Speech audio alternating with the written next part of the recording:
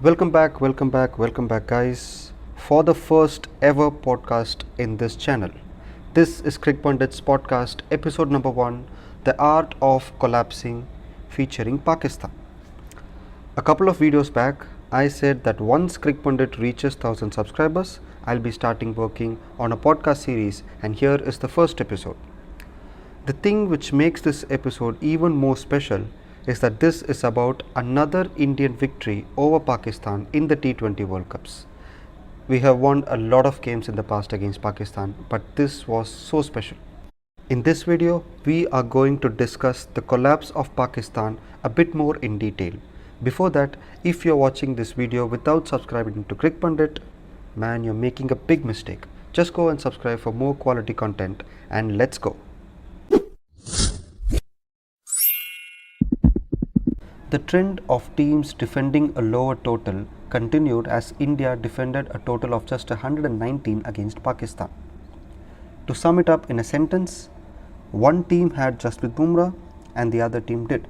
As simple as that. He is the difference. Because without his intervention, this game would have definitely had a different ending. Yes, all the other bowlers contributed, but he is the one who started it. He is the one who dismissed Babar Azam. He was the one who triggered a collapse when Pakistan had a partnership going on. He dismissed Mohammad Rizwan. And don't forget the last over that he bowled, the 19th over. When 21 runs were needed from 12 balls, he came in, he bowled a 3-run over, he picked up a wicket of Iftikhar Ahmed, who can be dangerous in the last over. And as a result, the 2022 edition finalists are on the verge of elimination. At one stage, Pakistan just needed 40 runs to win from 6 overs with 7 wickets in hand, and at that point, India's chances of winning was just 7%. Then came this guy called Bumrah. He has this extraordinary skill of not only delivering the right ball, but finding what the right ball is to the situation made the difference, because at one stage, he started bowling back of the length deliveries, which the Pakistan batters could not connect and could not score runs, which made them to decide to play off Bumrah and take on the other bowler in the other end, which was Hardik Pandya in this case. Yes, they succeeded in the first 2 overs, but in his next 2 overs, he gave away just 7 runs and picked up 2 wickets. So, Bumrah started it and Hardik Pandya got the reward. It was such a team performance in those middle overs from the 2 Mumbai Indians players. Mohammad Rizwan was made to believe that a full-length ball was there to play a cross-batted shot. As a result, his stumps paid the price. Soon after the dismissal, Bumrah spread his arms wide and broke into a smile. Okay, that is usual celebration. But he didn't stop there.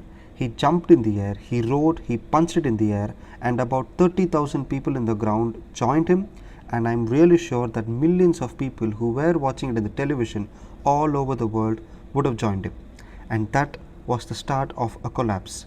And in the 24 balls that Bumrah bowled, 15 were dot balls, as Bumrah carved out a piece of history, as the 119 runs which India defended is the joint lowest total ever defended in a men's T20 World Cup, joining with Sri Lanka's 119 against New Zealand in the 2014 T20 World Cup. Here comes the supporting actors.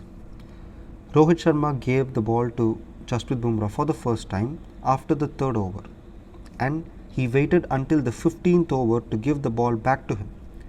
In between this and after this, there was 2 actors who played the role perfectly. One is Hardik Pandya. Yes, he gave away a few runs in his first 2 overs, but in his 3rd over, he picked up the wicket of Fakhar Zaman, who looked like he would take the game away from India. And the other one is Akshar Patel. He just bowled 2 overs, but 2 eventful overs. In the first over, he picked up the wicket in his first ball of his spell, and in the second over, which was an even tougher one at the death, he gave away a single to Shadab Khan's second ball of the over. He had 4 balls to bowl to Imad Wasim, the left-hand batter. He bowled the same delivery, same line, same length 3 times in a row, and Imad Wasim attempted the same shot 3 times in a row, and he failed to connect it 3 times in a row. And the final ball, guess what happened? Akshar Patel bowled the same ball, same line, same length, and Imad Wasim attempted the same shot, but this time he connected it. but the result was just a single. So when Pakistan needed 32 runs to win from 24 balls, Akshar Patel produced a 2-run over, and the result was Pakistan needed 30 runs going into the last 3 overs, which tilted the momentum back to India and also made the run rate to go over 10, and Pakistan started to looking to score boundaries after the 3 overs. The final one is Rishabh Pant. Well, Pant literally playing this game itself is a miracle, and he was also the leading run scorer for India with the bat. He scored 42 of 35 at a strike rate of 135, while the rest of the Indian batters scored just 70 from 84 balls at a strike rate of 83.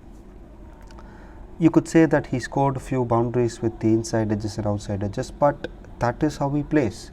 He lives by the sword and he also dies by the same sword. But we are not going to discuss about that. It is about the work that he did behind the wickets with the gloves on.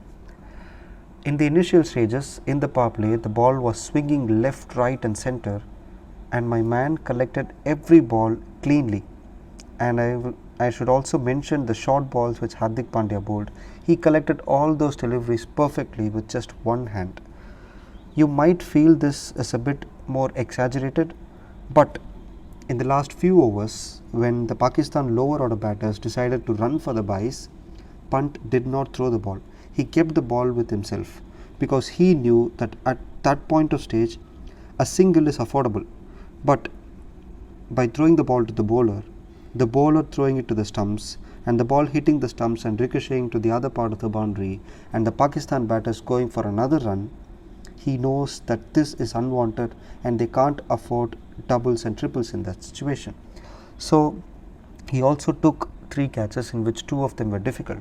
So this was such a perfectly executed choke in the last 6 overs when every actor played his role perfectly. Every supporting actors, which I'm mentioning, the fielders, were perfectly placed. There was not even a single overthrow, there was not even a single mistake, and there was not even a single drop catch in the final stages. Yes, Siraj dropped a tough one and Dubey dropped a sitter in the first stage, but when it came to the situation, India held their nerves better than Pakistan. As always, in all the games which they played against Pakistan in the T20 World Cups, the script was same, but it was mixed well in the end. So in the end, that is how it unfolded. That is how things were staged. Because if there is an art of collapsing in a small chase, Pakistan are the Picasso of it.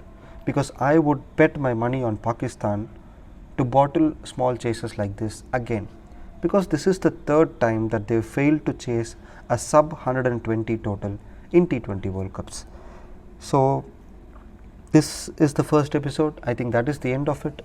And if you like this video, you can drop a like, and if you feel that there are things which I have to improve or things that I have to do a bit new, you can drop it in the comment section, and you can expect a lot of different topics being discussed in this podcast. I mean, usually you see podcast for a half an hour or 60 minutes, but you can't really talk about a certain phase of a game like for that many duration. But I think I've made somewhat justice to what happened a few days back. You can wait for more videos like this, and it's bye from me, and that is it. Thank you for watching this.